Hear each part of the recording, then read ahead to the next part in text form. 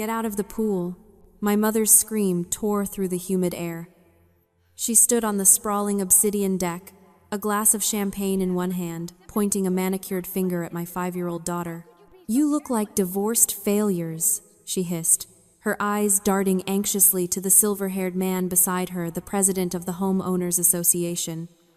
"You are ruining the aesthetic. Get out. Now." I froze. My son, Ethan, dropped his pool noodle, his lip trembling. I didn't argue. I didn't make a scene. I simply gathered my weeping children, wrapped them in towels, and walked to my car without a word. I left dripping wet footprints on the driveway she was so proud of. I drove us home in silence, listening to their small, confused sobs in the back seat. Sleep was illogical that night. Grief was a variable I couldn't afford. I sat in the dark and waited for business hours. At 9 o'clock the next morning, the realtor called the lake house. I wasn't there, but I know exactly what he said. "Ma'am," his voice would have been professional, detached. "I have received instructions regarding 1400 Obsidian Way. The owner is terminating your lease." Before we see how she reacts to the ultimate karma, drop a comment. If your toxic family kicked your kids out, would you forgive them, or would you destroy them? Let me know where you're watching from. The drive home was 40 minutes of suffocation. In the back seat, Mia was hiccuping, asking why Grandma didn't want us at the party. Ethan was silent, staring out the window with a look 7-year-olds shouldn't have to wear. That silence cost me more than any check I had ever written her. I realized then that my patience had been a currency, and she had just spent the last cent. I pulled into the driveway of my modest, 3-bedroom ranch. It wasn't a mansion. It didn't have an obsidian deck or a view of the marina, but it was mine, and it was paid for. I ushered the kids inside, set them up with a movie, and walked past the kitchen. Tea was a sedative I didn't need. Validation from friends was a variable I excluded. I walked straight to the back room, my home office, my war room. I sat in the ergonomic chair and woke up my monitors. The blue light washed over my face, cool and antiseptic. This was where I lived. Not in the drama, but in the data. I navigated to the Master Property Management portal. It took 3 seconds to log in with my administrator credentials. The dashboard loaded. There it was, at the top of the asset list. 1400 Obsidian Way. I clicked the file.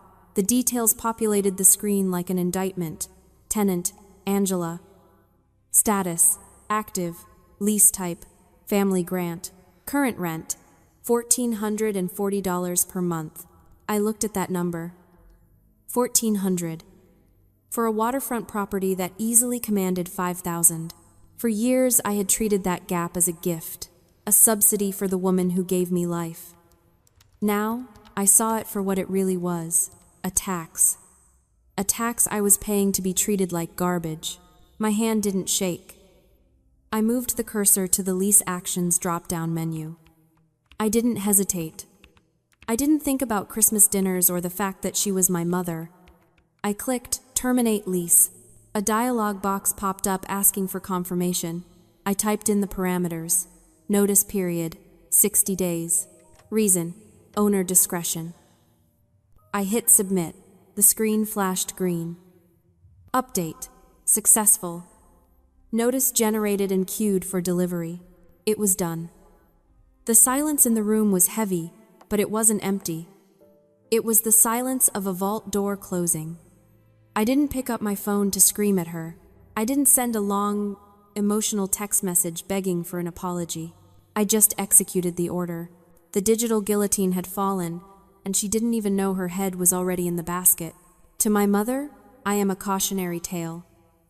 I am the daughter who didn't marry well, the single mom who drives a sensible sedan and wears clothes that don't scream for attention.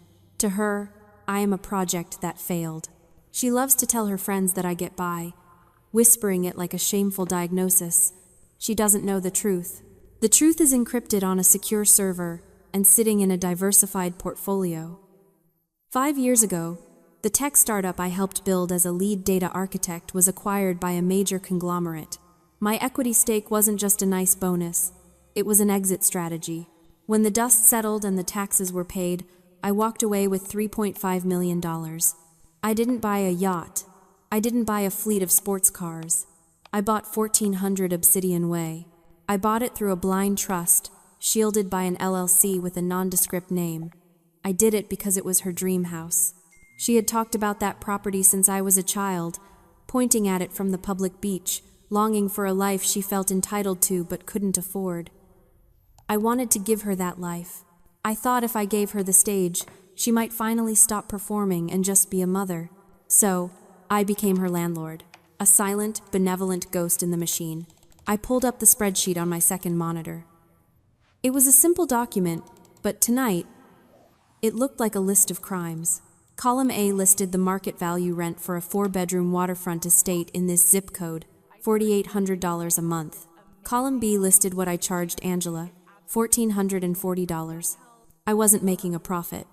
I was barely covering the property taxes and the insurance. Every single month, I was subsidizing $3,360 of her lifestyle. Over 5 years, that added up to nearly $200,000. $200,000 of my own wealth, quietly poured into the foundation of her ego. For years, I told myself this was kindness. I told myself this was what good daughters do, they share their harvest. But staring at the glowing cells of the spreadsheet, the delusion finally shattered. I wasn't being kind. I was paying a ransom. I had been paying the keep the peace tax. It is a hidden fee that every scapegoated child knows. It is the cost of swallowing insults to avoid a fight.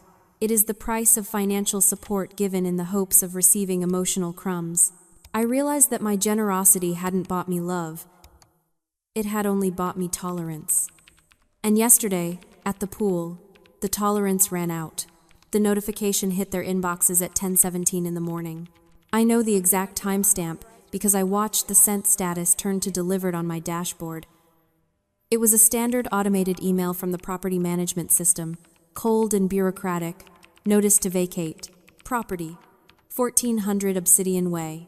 Lease status, terminated. I sat back and waited. The reaction wasn't immediate panic, it was immediate denial. My personal phone lit up first. It was my sister, Chloe.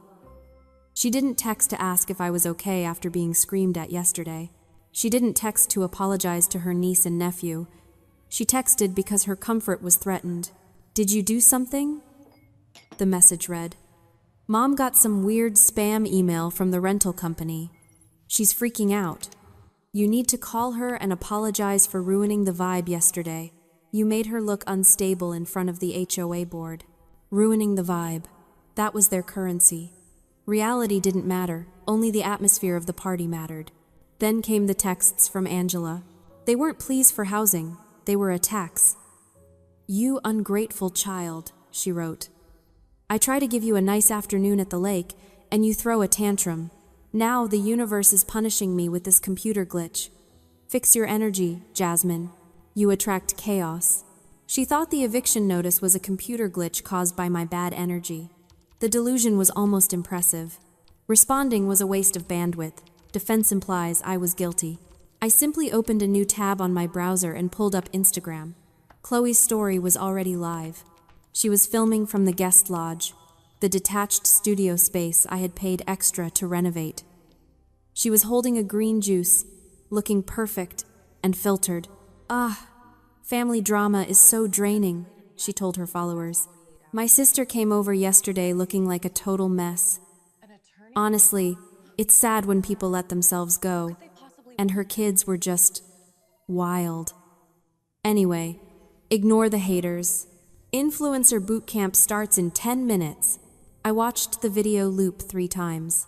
She was mocking the sister who paid her rent.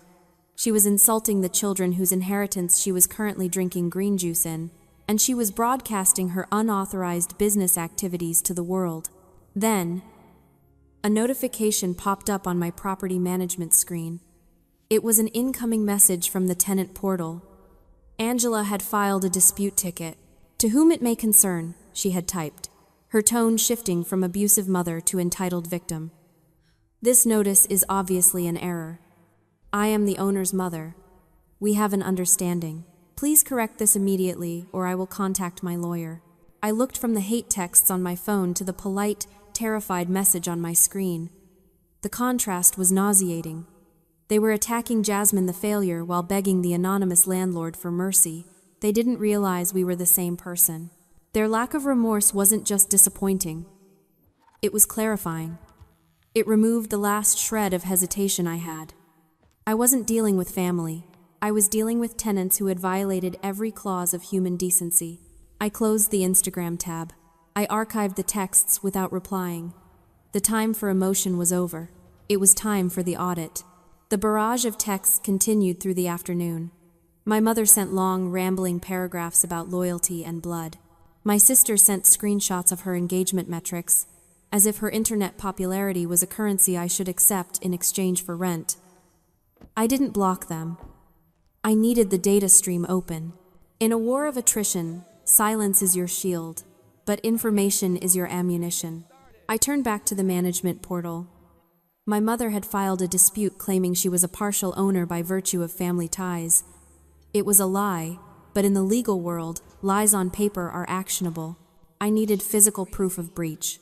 I navigated to the vendor services tab and selected my property manager, a man named David who was known for his lack of humor and his attention to detail. I flagged the request as urgent for cause. The cause was simple: evidence of unauthorized commercial activity and potential property damage. I authorized a surprise inspection to occur within 24 hours.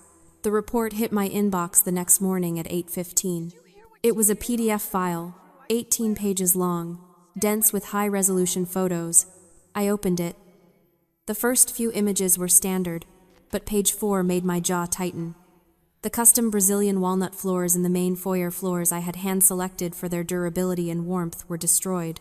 Deep, jagged gouges ran across the grain, the result of moving heavy furniture without protection to clear space for their parties. It wasn't just wear and tear. It was negligence born of entitlement. I scrolled down. Page 12 covered the guest lodge. The space I had designed as a quiet retreat was unrecognizable. Chloe had transformed it into a production studio. There were professional lighting rigs bolted into the drywall, damaging the structure. There were racks of merchandise blocking the fire exits.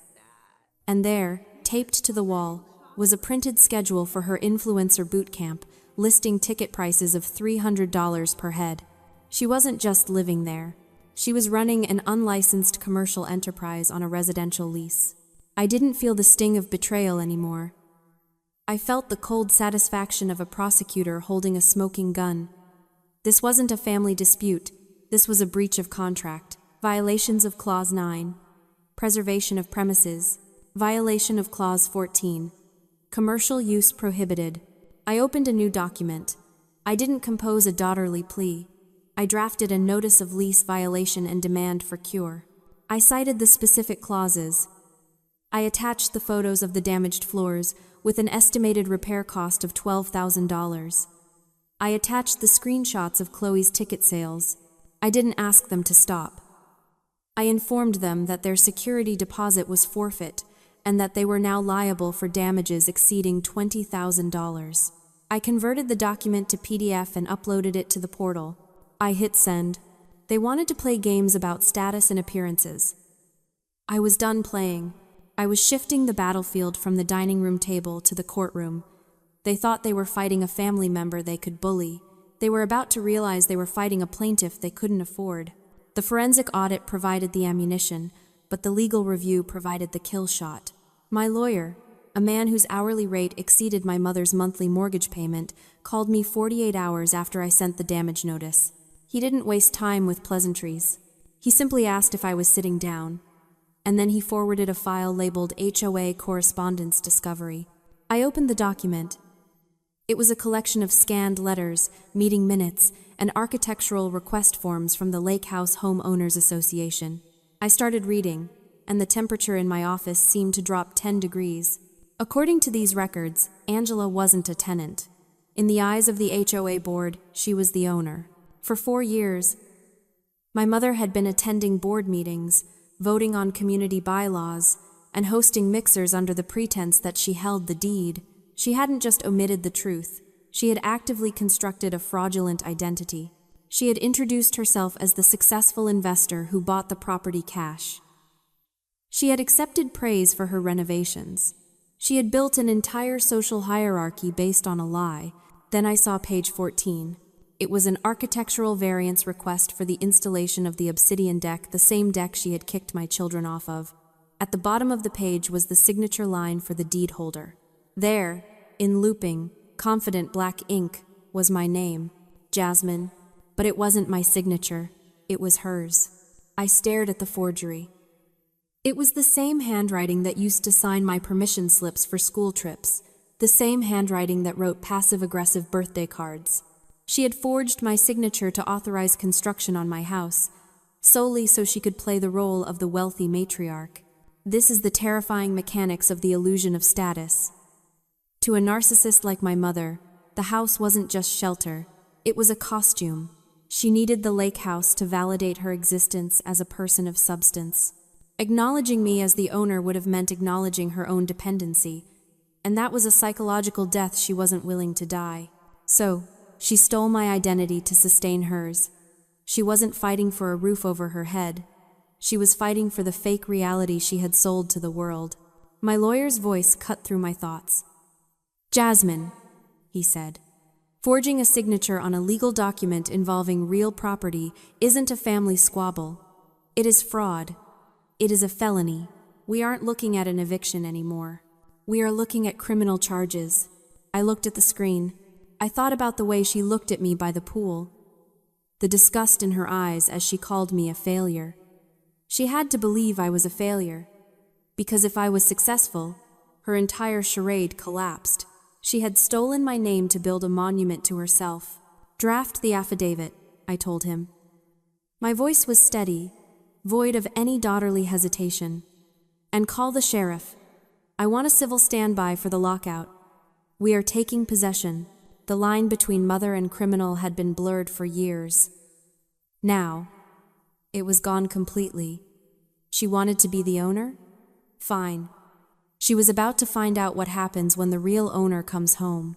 60 days came and went. Angela didn't pack a single box.